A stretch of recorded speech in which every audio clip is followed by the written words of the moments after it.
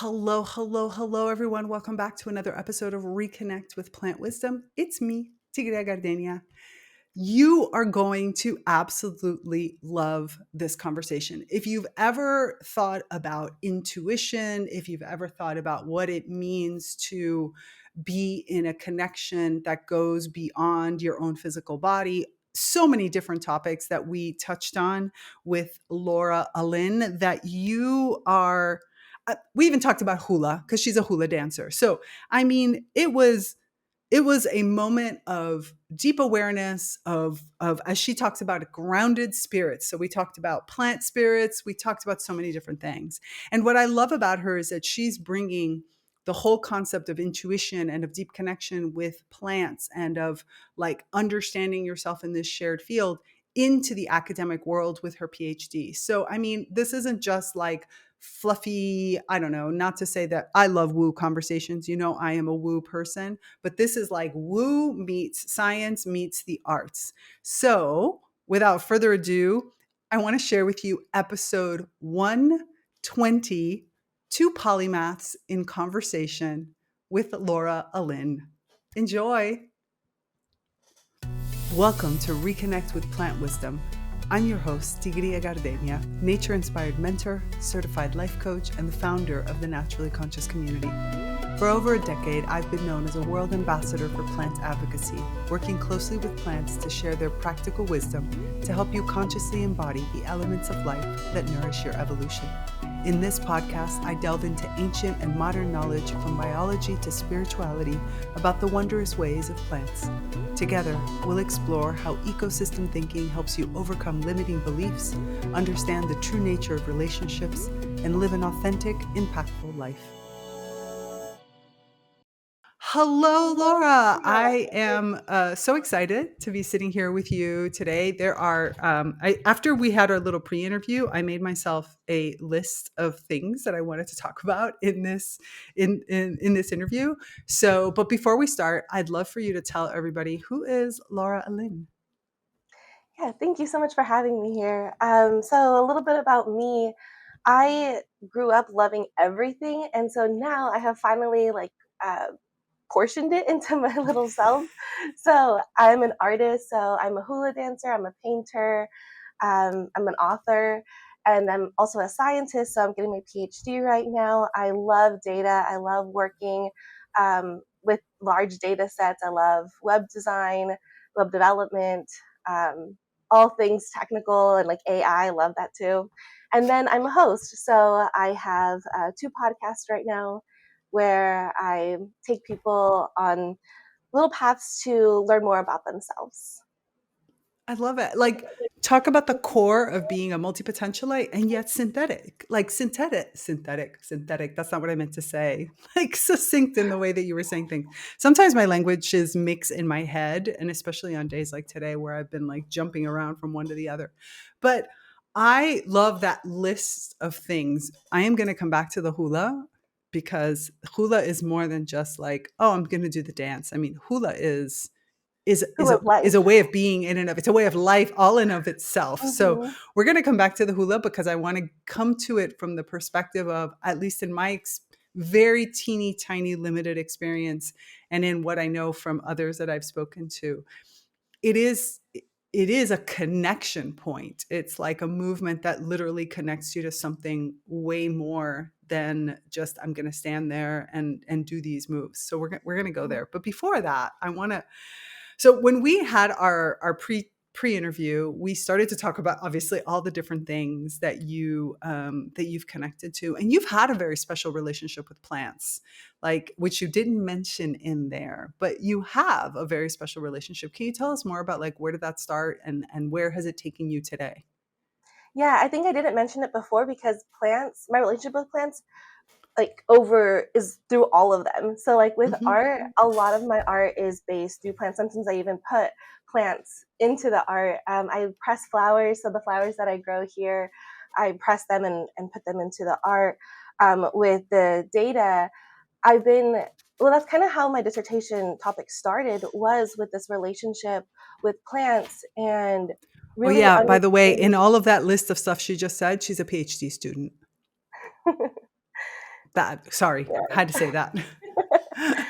hmm so like yeah, like really understanding them as beings and not just something that people don't even really take the second to look at. Like that's like the saying, like stop and smell the roses, like to like really get deeper with them. And so Grounded Spirits, one of the podcasts, is about being grounded with plants and growing our own roots within ourselves, just like plants. And so I really see plants as guides, teachers, mentors, however you want to put it, but it really connects us to the great divine. And it's a really beautiful relationship that I have with them. It's really interesting that you said that, because just today, this morning, I was working on a project. I'm working on a new workshop. And as I was working on that, so in my own work with plants, I've gone from, a deeply probably spiritual connection to start with, to then down a technical route going into plant neurobiology and see the entire world of like plant sciences. And then, through the whole artistic realm. And now it's kind of coming full circle where I'm reconnecting to that spirit side, in a whole different way, because it becomes informed by all these other pieces and it connects into all these pieces. And I think that for some, that's of course like the main piece. But I'm going to ask a really weird question, and I I don't know love it. why it just came to me, but it's because I've been listening recently to a lot of different speakers that are talking about their connection to plants and how they communicate with plants. And as I'm thinking about plant communication across different pieces, I'm trying to even find the words to this question, but the question is kind of like, so if I think of myself as a human being, right? I think of myself at multiple levels, and I know that I have my divine component. A part of me is divine, a part of me is also physical, but there is no kind of separation. There's just a probably gradient of like, how much do I rely on whatever it is that I'm experiencing on my physical senses versus my subtle senses versus something that's even beyond my personal realm. And yet, I hear a lot of people who talk about plants kind of almost like there's a separate being, a distinction between the physical entity that is the plant and the kind of more divine or spiritual entity that is the plant. I'm so curious as to, how do you see that? Like, is it different? Yeah. Is it the same? Feel free to elaborate and go off on Oh. tangents. Awesome. So yes, I think that they are different because plants, they move at a different time. Like they're in like a different time space than us physically. But when communicating with plants in a spiritual sense, it's it's that you're finally able to connect. It's like building that bridge. And so I call it intuition, but I'm sure there's other ways or like more nuanced ways to talk about that communication. But it's about getting still within the self. And I think that plants just naturally are still. And that's why we see them as still, even though they do move, they do a lot of things that people don't really realize.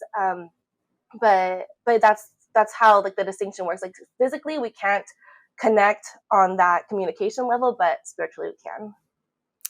Interesting perspective. Yeah, see, I find, and I'm going to get into the intuition part because that also opens for me a can of worms, which is, if we think of ourselves, right, as all having this divine spark, this divine spirit, which means when we think about intuition, again, most of us think about intuition based on myself, right? It's my intuition. And as I work more with other kin, and I work specifically with plants, and I move into realms of plant communication, I'm very much having a doubt that my what I've been calling intuition, even when I've been using the term my intuition, is actually even mine. Not just because plants are communicating with me, and probably everybody is, but it's kind of like relational processing. It's almost as if there is no isolation anywhere. You're always just reading into a field. And that field is made up of all the beings that are around you. Some of them are talking directly at you. Some of them are just being in that space, but they're all still plugging into that field. So when I think of intuition and I think of like grounding into myself, like you said, that presence, my presence, what it does is allow me to hear the field, right? Everything that's coming from my five senses, plus the other senses that I've been able to awaken and connect to, whether it's the aura and the electromagnetic field, or whether I'm talking about something else. But either way, all of those elements that I'm kind of pulling from, including even if I'm talking about a divine channel that connects into divinities, which are also fragments of large populations putting in to this energy field to create this being. It's all still, I mean, I guess the question is, does personal intuition really exist? Or is it just a shared a field of understanding that I then kind of tune based on my needs? Did that even make any sense? Yeah, definitely. And that's actually like what I'm looking at with my PhD dissertation, that what people in the science community would just dismiss intuition, like, oh, that you're just making it up in your head, it's not real, right? But if we're all looking at this one thing and we all see it from these different, from our own, we call it our own intuition, but we're really just tapping into whatever this is, then that's how you know that it's real. Where you see it, one thing is from the different perspectives is still the same thing, it's still real. Then that's how I've been able to quantify it scientifically.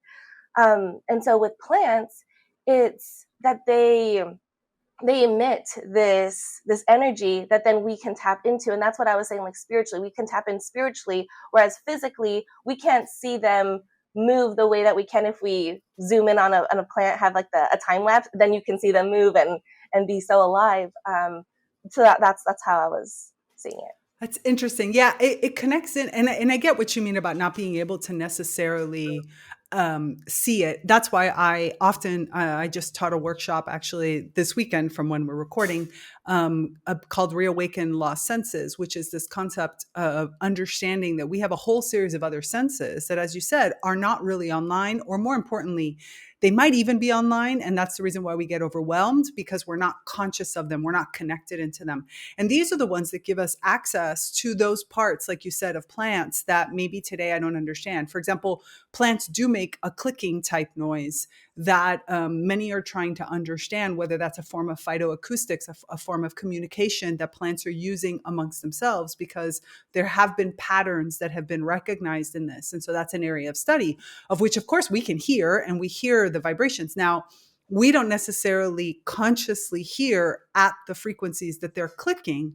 but it doesn't mean that my hearing, my vibrational body, my sense of hearing or of auditory sense is actually not able to pick it up.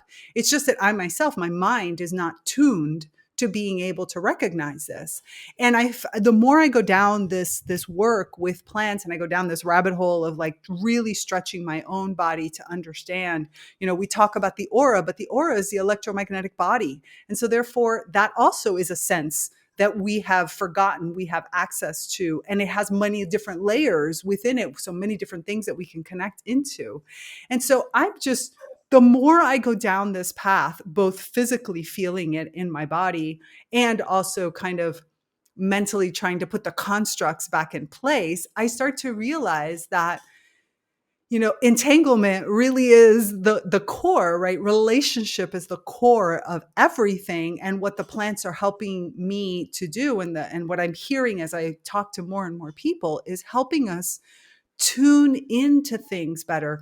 Like, rather than being subject to a feeling, a sensation, a belief system, whatever it might be, it's about tuning into it so that then it becomes kind of another piece of data, regardless of whether it comes through a physical mean or a non-physical mean. I mean, who's to say when I take a deep breath in, what are all the chemicals that are coming in from the plants around me, and that I might not think I'm smelling them because I don't actually like, they don't have a perfume to them that I know how to recognize. But that doesn't mean that my body is not reacting to these in different ways. And I wonder, and I'd love to hear more about your PhD and the work and the research that you're doing for it, because I'm just wondering whether, as you go down the down the whole intuition perspective, we're not going to get to a point where we realize that all of these terms that we've been using, like you said, they're just fractals of the same truth, which is we're in a relational field. We have a bunch of senses. We actually know how to respond to them. And when you know how to like consciously understand the sense, it's called knowledge. And when I don't know, it's called intuition.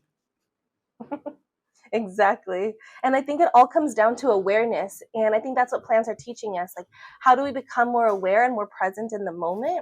And I draw a lot of my belief system from Carlos Castaneda's work, where he talks about everything is about awareness and tuning into that attention. And so when you give, he has like the first attention, second attention, third attention. And so these different attentions will get you deeper into that space where we don't know, the unknown, so that we can bring it out and become more aware of it to then call it knowledge. And yeah, just a little bit more about that book. That's actually what got me started, because before I I thought I was crazy that I was like to talk to plants and communicate with them. But then when I read it You're in in that good book, company. You're in very, very good company. yeah, that's why I was so drawn to your show. But in that book, he his mentor tells him, like, you have to talk to this plant. It's a datura plant in the book. And he talks, he says, like, I feel so silly talking to this plant. But then the deeper that he goes in this relationship, he's able to see, and he ends up really connecting with this plant. And it just brought me alive, because I also connect with plants. And so it was just really beautiful that it came up in that. And you said it beautifully when we at Dom and Her use the phrase, there's no truth in the world of form, absolute truth, excuse me, in the world of form, because it's always, there's fractals of truth. And the more pieces of the fractal, the more I see it from like these different directions and I get different inputs, the more I can start to see where the absolute truth could possibly be, because it's made up of all of these different fractals that are always our perceptions, our environment, the way we interact with others. And I think that plants really help us to feel comfortable in that non-absolute space. Because it's like, because plants, I think, are sessile, at least this is how it feels to me, because plants are sessile and can't run away, not only do you, as you said, become more aware, you have to put your attention, you have to expand your attention and choose consciously where I put my awareness. In Italian, we use the word consapevolezza, which is basically awareness, but it's very specific and it's something extremely important, because I think that's one of the places where we as humans have kind of let go of our power in every single way, because we've given away our awareness, where we're not present and therefore we're not aware. And I call that your plantness, right? Your plantness is that stillness connected with awareness, connected with, high attention that then leads to conscious awareness. And in there, it's such an empowering space. And I think that that's probably why it is the space of intuition, and it is the space of answers and of communication with other kin. It's the space where I realize that within me, within this physical, non-physical structure that is me, that goes off, not just, limited to my skin, but also beyond, there are so many different receptors and capabilities and opportunities to understand the world around me at such a fine level if I give myself the space. So do you find that in the work that you're doing with intuition, there's sort of like, in order to really tap into that intuition, there's like a prequel, like a series of things, or how you have to get to it? I'm just curious as to what angle you're taking. I think that we all have it. It's just a matter of, like, how we were talking about, like, becoming aware of it and like trusting it. I think that's like the main point, is trusting Mm. it. Because like, even people will have like these visceral, like, gut wrenching moments, but then sometimes people will just disregard it, like, oh, okay, like, I just have stomach issues, like, it's not my gut telling me something. But it is. And if we were to quiet even further, then you would just hear it in your head, or things would come up where it is your intuition telling you, but it's very quiet. And I think that's where the real power comes from, is how quiet it is, because it's like you could listen to me or you could go do whatever you want to do and then come back eventually. And so yeah, that's how I see it. But I feel like intuition is just a way of getting signals either from your truest self, so I say like the soul, or plants, other kin, regardless. That's what I would call intuition. Yeah, I like that. I like the fact that you look at it as a whole. Like intuition isn't, I think there's this false idea, my opinion, that it's false. It might be not, but that's my opinion, that there's this false idea that intuition is only listening to myself. But it's way more than that. Again, like I was saying, because of this relational field in which we're in, even that myself, it still has to be connected to something. And that myself, more likely than not, as you said, is my body, or it's me listening to my body react to something greater. And so you have, like, the mind. I was talking, how was it? How was it? I was, oh my God. Oh, when I met with Marco, that was great. Like one of the, episodes, previous episodes where we were talking about this, and he was saying how there's the brain mind, the heart mind, the gut mind, and tuning into those like minds and allowing, like you said, that when my stomach hurts, it's not just because I ate something or I have indigestion, but even that is still a reaction to something. And therefore it is still telling you something about your environment. And so no matter where it is that you're looking on your body, so there's like that body sense, which is one form of intuition. Then there's that like emotional, like deep kind of knowing that comes from like what he calls the heart mind. And then there is the, okay, this logically makes sense because here are the things that came in, which is that brain kind of knowledge based mind. And I would love to see our children develop these pieces more from when they're really little, because they have it already. And if we just allowed them to tell us in that way, I remember years and years ago, the small cousin of somebody, of a friend of mine, he and I were talking, and at some point he looks at me and he's like, I don't like you. He was 4 years old at the time, and he was like, I don't like you right now. And I was like, what? And he was like, oh, he didn't want to play with me or something like that. And I was like, why don't you want to play with me? He's like, because right now I just don't like you. I might like you later, but I don't like you now.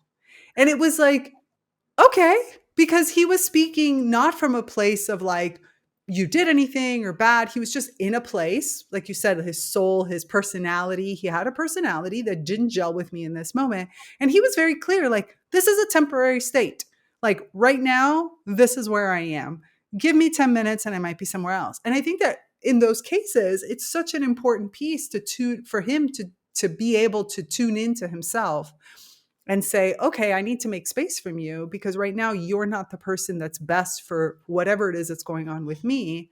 And I think if we were allowing ourselves to continue to evolve that, which I do think plants do so, so well, because even though they can't move, they know how to shut off communication from one or bring Oh, into another and tune and move physically in order to like be in that place that is necessary. And I think if we allowed ourselves as humans to think of ourselves more in that way and to not necessarily, like you said, discard it, but instead lean into it more and say, okay, I'm going to trust that if right now I don't want need to talk to you, there's a reason. And that reason could be so many different things, from like, I don't know. I'm talking to you right now, and you, because you just had a cold, are giving off something that my body is saying, if I spend more time with you, I'm going to get sick. And so I'm going to walk away from you because I don't need to get sick. Like, can you imagine if we trusted our bodies to that level and we gave ourselves the opportunity to distance, to bring closer, and even things that seem somewhat irrational, how much healthier we probably would be?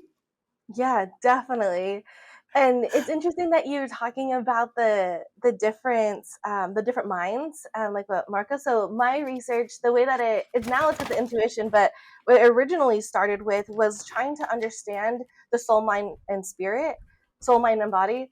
And what I realized is that soul was actually split up into soul and spirit. And so I think when you're talking about like the aura or like the electromagnetic field that we give off, that's spirit.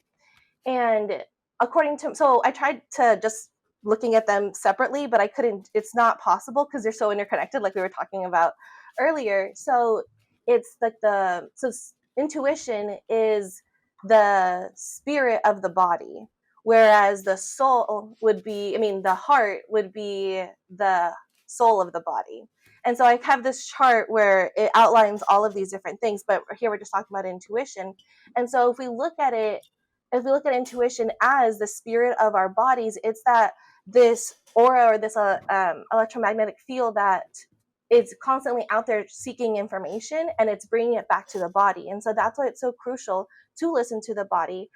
So I loved your example with the cold, with somebody else, but it's also just anything that happens to us. Like for instance, it was so weird when I would paint my nails, the middle finger nail polish would always come off, and I'm like, what is going on? And so then I tune into it. Turns out there was unresolved anger that makes the middle finger, something with the middle finger and the anger. And so then once I was able to tap into like what is that, where is that underlying anger coming from, and heal that, now I'm fine with my nails. So like something so little like that, or it could be something full blown like cancer, where it's like your body has been telling you for years and years and years, and you're not listening to it, and so then it has to hit you with something so hard and so heavy to be able to wake you up. Right, right. And it is amazing how we are um, almost taught to discard our body's reactions in that way, Mm. especially when they go against societal norms, instead of teaching us how to better deal with those situations. So, for example, I don't know, you're in a party and all of a sudden you're like, nope, I got to go. Like, I'm one of those people that as soon as I walk into a room, my body will tell me like this is a safe space or this is not a safe space. And whenever, I mean, I'm kind of like a social introvert. Like I love my alone time and I have my highly sensitive moments. And I also love being super outlandish and like really talkative and stuff like that. So I can swing both ways. So I trust myself in being able to. So my phone is actually ringing. My phone never rings and the ringer had been off for years, but it just did an update. And so now all of a sudden my phone is ringing behind me and I'm not used to it because I'm like, what is that sound that's happening? But so I was saying that my body, for example, kind of knows that like what is safe for me or what's good for me. I can't always identify whatever it is, but I absolutely trust it. So if I'm in a place and maybe I'm having a great time with my friends or, you know, it's a party or something like that, and then all of a sudden something will change in me and it will say, time to go. And at first, I used to feel bad because I was like, am I being antisocial? Am I just, you know, because the whole society thing. And then you're like, oh, I need to go say goodbye to everybody. I don't even say goodbye to everybody. Everybody knows, like, I just go. I just like pick my stuff up and I go. I'm not mean about it. If I'm talking to somebody, I don't do it in the middle of talking with them. But I have learned to sort of navigate those kind of social situations from the perspective of trusting. And I really do think that the plants have helped me a lot in finding over the years that I've been working with the plants, the thing that the plants have helped me is one, to then kind of scan into myself to understand better like where that's coming from. Is it just I'm overwhelmed? Is it a psychological thing? Like I'm just like whatever. Or is there even, like I said, a physical thing? Like I am 100%, I've had the experience where I've been in a group of people and then I've felt the need to leave. And then I'll find out like the next day that a bunch of them got sick. And it's like, oh, okay, now I understand it. And what the plants have helped me is in part, obviously tuning more into that and being able to be comfortable accepting it and going with it and flowing with that. But also, believe it or not, in the communication perspective of it, because in the plants sharing with me and the trust of this and like helping me better get in touch with these types of feelings, it's no longer comes from a place of resentment. The plants have really helped me see that in an ecosystem, you have like cells that attract and cells that repel. You have cells that have certain functions and cells that, are supposed to do other things. And so if I trust into whatever it is that I'm experiencing, and I know that it has a function, that it's being carried out for a reason. And even if that reason is I have a trauma, I still can't deal with that trauma in the group of people. I need to like I need to go and work on that and figure it out in order to come back. So I feel like the plants have helped me wrap a vocabulary of this is natural. And therefore, I don't try to make excuses, or I don't try to like color it into tons of like language, like, oh, I'm so sorry. So and so called me away. No, no. Look, I'm sorry. I just have a feeling that it's time for me to go. And so I just need to go. I love you. We'll see each other another day. Everything is great, type of thing. But like really tapping into the perspective that this is natural, and also helping me scan myself better, because I think plants are really, really good at scanning their bodies and scanning and understanding different things that their bodies are doing and not labeling it good or bad. Like right now, there's an aloe in front of me that looks very, very, very dry, but it's summer and it's hot as hell here. And that's that plant's way of kind of, making sure that the body is attuned to the space and to the heat in the space and to what's going on in the space and to everything in it. And I think that that's the kinds of things that the plants are really helping me better understand, which I think others would just call intuition. But for me, it's like, oh, thank you. Thank you, Gary. And thank you, Jaina, for sharing that information with me. Yeah, and I think just spending time in nature. So with me, it's with trees. So I'll just go sit under a tree. Well, first I'll ask, or I'll see like what tree like stands out to me, because I feel like they kind of pull you with their energy towards a certain plant or tree. And so I'll go and sit under a tree and I'll just sit there. And sometimes I get bored and I'm like, why am I just sitting here? But I'll look at like the leaves and the branches and just kind of follow with my eyes. In Carlos Castaneda's work, they call it gazing, where you're just gazing. You're not really looking for anything. You're just kind of allowing it all to come in. And then hours later, it'll be like past memories that come up where it's like actually coming from the tree, where like the tree taught me how to shut off my energy, or how to expand my energy, or how to do a bunch of different things that I don't realize is happening in the moment, but later on I'm like, oh, okay, it was because of this. And so I think that's another way of tuning into the body and seeing like where is this line, this thread of knowledge coming from, and it's always coming back to nature for me. I love that because I do that all the time. Like I'll be walking somewhere and I'll get just a hit that says sit, and you don't know why, you're just sitting. Like Yeah. I'll be sitting and I'll be like running my hand through the grass. And sometimes it'll last, like you said, like you'll gaze, you'll sort of I do that a lot also from my place, because I have this beautiful meadow and then a river and Gary the silver firs in the middle. And oftentimes I'll sit on the balcony and I'll just stare out, kind of lost in a haze. And as you said, it's only hours later that something clicks in you and you're just like, oh, that's what I was processing. Because probably your body also needs time. Going back to that whole discussion I was saying about how the fact that we have all these senses that are not really fully online, they're not tuned, they're probably receiving, but they've got to kind of work their way through things in order for me to be able to learn from them or connect into what the message is,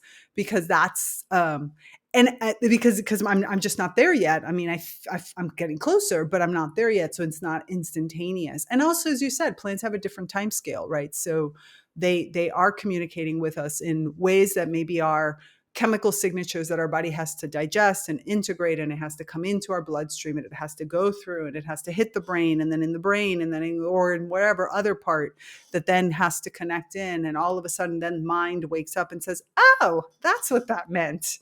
And I think that that's probably most likely why also the art has become such a big part of your life, the same as it has been for mine, because art allows me to capture also in other ways to receive whatever it is that's coming from that field, from that shared relational field with plants and with other kin, with other beings that I might not see or recognize, or even to parse through. Because if I'm sitting with 15 plants and all of them are doing something, I might have to parse through which is the one that's actually trying to talk to me. And I find that time element, which is something that I'm working on right now, actually, in my enhanced plant communication workshop that I'm going to be doing at the end of July. That is a really big piece of it, like the time element.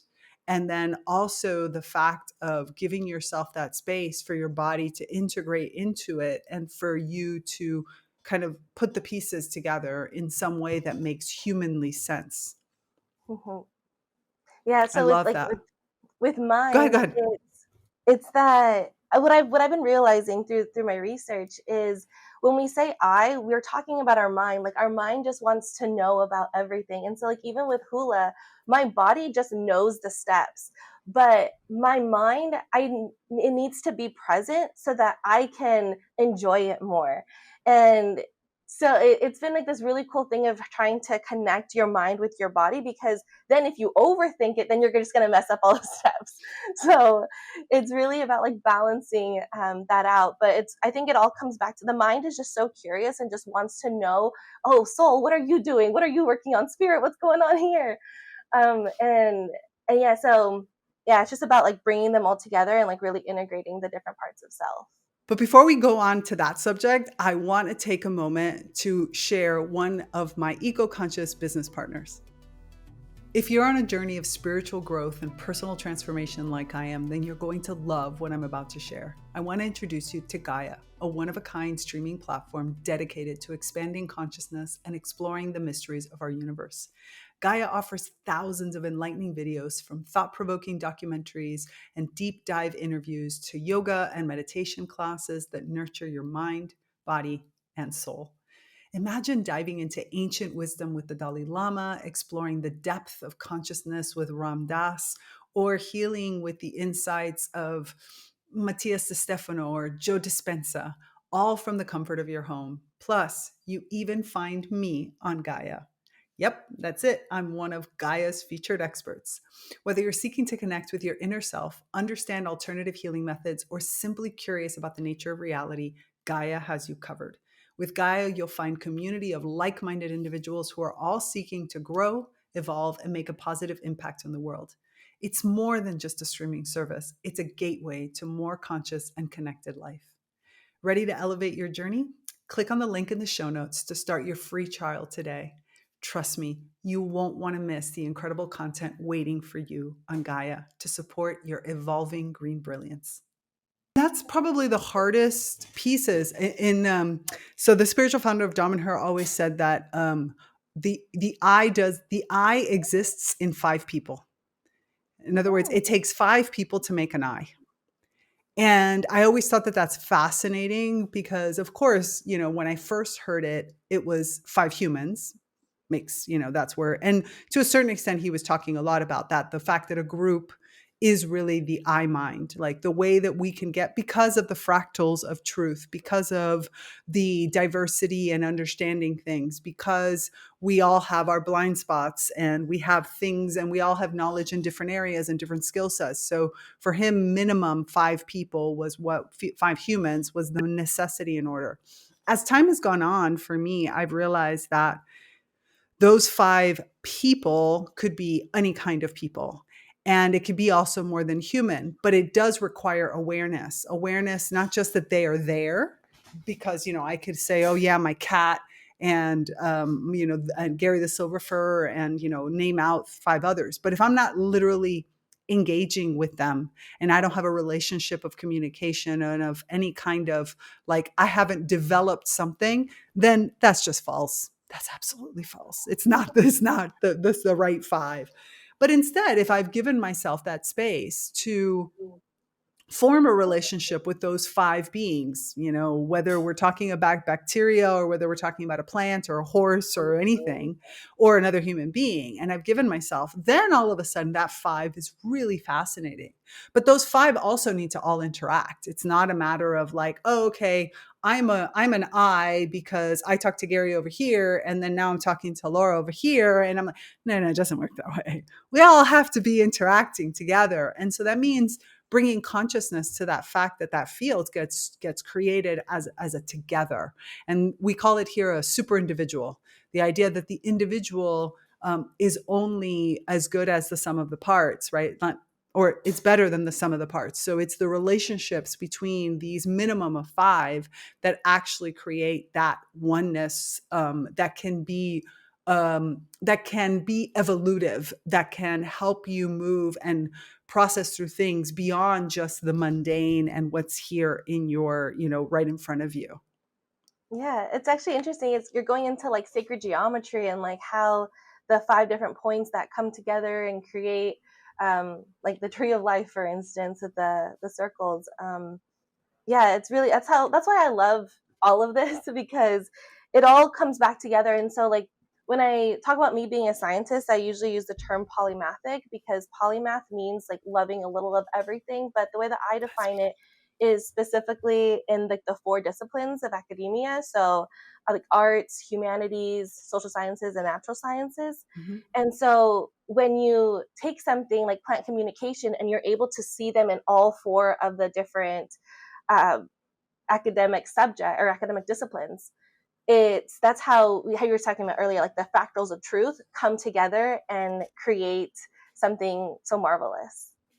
Oh, I love that. I love that you've just put together things that I hadn't kind of said, like I hadn't put together in that way. So I do a plant consciousness commentary on Fridays. And one of the things I love, I read scientific papers or go through academic conferences and then comment on them and break it down for people who maybe don't have the experience.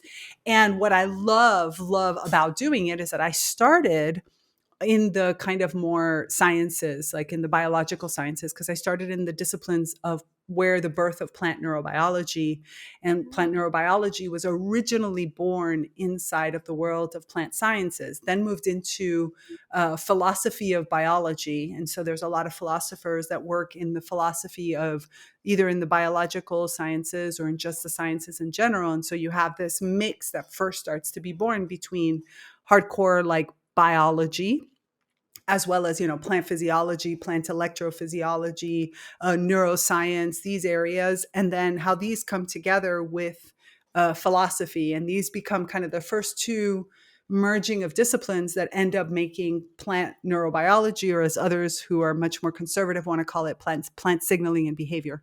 But then after that, it's been really interesting to see where the disciplines have moved, because then gets the whole critical plant studies world that starts to up, and critical plant studies is basically the plant humanities, and it's everything around how is it that we bring together in, and we bring in the humanities, and this also brings in the artistic world, which is fundamental in my opinion to being able to understand other kin.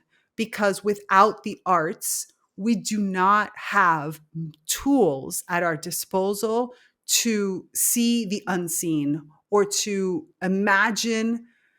Unfortunately, I think one of the atrophied layers of our aura is the layer of imagination for many people, especially in the sciences, because they like shut them down on purpose. Even though I think that they do experience them, they just shut them down because they feel like they're not allowed to rely on them. And I find it super fascinating that the arts is that place, that liminal zone that allows you to create something out of nothing and be okay with it. And it doesn't matter whether you believe that it's possible or not. The fact that you've put it outside of yourself through a work of art, whether we're talking about abstract art or we're talking about some kind of sculpture, we're talking especially about the performance art. I just watched a performance piece by what was his last name? Sean, I can't remember his last name right now, unfortunately, who was talking about smelly fungi. and he put it into kind of a performance piece. And it was fascinating because, again, it conceptualized things that we maybe hadn't connected together. And he did it through this performance. And so I do think that the fact of passing through all of these different disciplines, as you said, gives us the opportunity to not no one of them is more important than the other. And I think that that's the other piece. And in plant consciousness commentary, I've made commentary on, beautiful, really interesting essays and papers on plant performance, on art, on plants, like plant agency through art, on all kinds of different sciences, on philosophies, on now eco feminism and plant critical studies and plant humanities. And like mixing these all together is so great because it's helped me see kind of the bigger picture. And then now, thanks to beautiful work done by the Harvard Divinity School, there's this whole now spirit aspect that's finally being talked about in within the hard sciences. So you have hard sciences like, in plant physiology and in botany and in areas that are also talking about their intuitive and connected experiences. And we hadn't been able to see those types of things as much before. So now that they're all merging, we get the bigger picture and the better understanding of who are these beings that, share this earth with us. And how because just like I have all these different sides of me, they can have all these different sides. And I think that's the most marvelous part of it all, is that we every time that we think we learned everything about a specific species, there's always another layer, and I think even within ourselves, that even when we think we have a good sense of self, you can always go deeper. And I think that that's a lot of what my work is looking at. In that chart that I was talking about, it's gonna be a book that's coming out later in September. But I found 16 different parts of self, and by being able to tap into all these different parts, oh, like for instance, imagination is the soul of the mind. And so that's why the mind doesn't really want to go there, because it kind of stops at awareness, which is the mind of the mind. And so through these 16 different boxes, I guess we could call them, I was able to see the different parts of self. And now I've been testing it on. I have two German shepherds. I've been testing it like on them. Do they have all these 16 different parts? And they do. And so now I've been looking at plants. So I if you were to ask me right now, I would say yes. I think that they also have the 16 parts, but I haven't tested it fully, so I can't say for sure. But it's Speaking like a true interesting. scientist, I feel it, but I can't guarantee it. Exactly. I love it. Okay, so I'm going to go back to the hula for a second. What Mhm. got you into hula? So it was such like a divine, in what's it called, divine moment, or what's it called, like a fate, destiny kind of thing. Because I was living in Redland, so it's like this little city where not a lot happens, and I just really wanted to get back out. This is like right after COVID, where we had just been shut in for such a long time. So I was just looking for any kind of class, and there was a free class at the senior center. So it was just me and these women, and it was just the most amazing experience to learn hula as if it were a Zumba class where you would just follow along. And it was that's how it started. But I fell in love with the movements and how every movement is telling a story, and it's really connecting you to yourself and to the divine. And from there, when I moved out here to LA, um, one day I had this little spot in the wilderness, which unfortunately burned down in the Eaton Canyon fires earlier this year. But when I was there, I just got this like punch in my gut, where it was like, you need to find a hula school now. And so right there on that rock in the middle of the wilderness, I just looked it up on Google, and it was just so incredible that it happened to be the hula school that I'm at now. It was just the perfect fit for me. And that's why I say that I felt like it was divinely guided the whole time, because now in this halal, it is so rooted in looking at hula through all the different lenses. So Right now, the song that we're performing is a Kahiko song, so it means like from like the ancient part before, when hula was illegal when the colonizers came over, and so like the song that we're dancing that I just performed yesterday, so it's like fresh in my mind. It's for King Kalakaua, where he was the monarch. Now it's like the Merry Monarch, so it's like a big celebration. For him, it's kind of like the Olympics of hula, Right. and um, he's the one that said like, no, like let's keep dancing, let's keep this act alive, and it's really just connecting us to nature and to ourselves and to our inner worlds. Wow, I love that so much. That's so great. I mean, it's beautiful when we start to do, when we tap into these disciplines. I think that they connect, again, going back to the whole art, they allow us to connect into threads that with that gesture that only pass through gesture. And that is so important to later then bring them into the body. And then as they get, alchemically sort of distilled into the body, they eventually make it to all the other minds in different ways. But they need that sense, they need that source to come through, the physicalness of it. And I love that so much. I took many, many years ago, I took a Tai Chi class after a difficult period in my life. And I was shocked at how much I loved the idea of, like, again, getting in tune with my body in such a detailed way. And like you said, for you, with hula and other disciplines, that has that storyline. It has that connection directly to that mythology, which is reality in other forms. It's just another way. It's another way of expression. Well, I actually, love with it. the soul, it only understands through analogies and through mythology. So these mythologies is just the way that the soul's expressing itself, and so it is real. It's just an analogy for what's actually happening, and then we could even look at it scientifically. What's actually happening, like the sun, the way that the sun goes across, we could say that it is that the god bringing like bringing it arrows, bringing it over, but it's still true. It's just looking at it in a different perspective.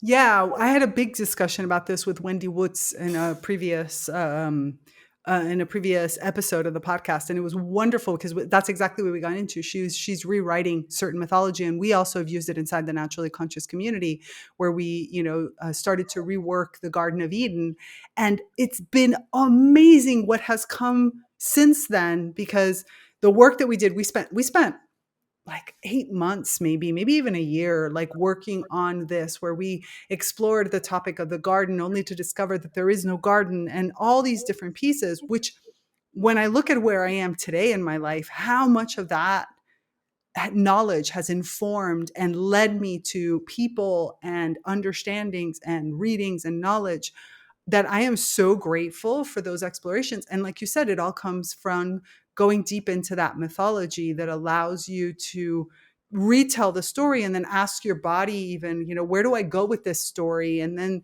everybody else gets to participate in it, because so many of these stories are with the animals, the plants, with other kin in general. And so you get to bring them into the story, both metaphorically into the energy of like their own ancestors, as well as through our ancestors, and even past lives and all kinds of different things. But that would open an entirely different can of worms, Honestly. which we're happy to have. Laura, this has been a fantastic conversation. I am so grateful. Is there any last words you want to share with everyone? Yeah, if you enjoy talking about intuition and knowing how do you know what you know, I have my podcast called Ela Radio, where we dive into that, and also looking at education and how you were talking about earlier with the kids.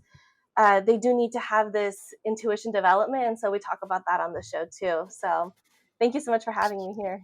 Yeah, beautiful. So we're definitely going to put all the links into the show notes so that you can find Laura wherever it is that you want to look. And of course, if you want to continue these conversations, head over, listen to her podcast and listen to and connect out with her, but also come into the Naturally Conscious community, because this is exactly what the community was born for. It is the place of these, human and more than human connections, and the ability for us to work deeply with our plants, to explore these different aspects of ourselves through art, in the writing and creativity group, in the book club where we bring in new knowledge and stories. We did a great book recently, great book called The Island of Missing Trees. Go check out our recordings on our discussions, because it was great. Tree as protagonist, awesome. And we also have long range masterclass discussions, as well as deep meditations to kind of go on the more mystical side. So please head over to the Naturally Conscious community. Everything is in the show notes. And that's it for another episode of Reconnect with Plant Wisdom. Remember, resist the urge to hold back your emerging green brilliance. That's it. Bye.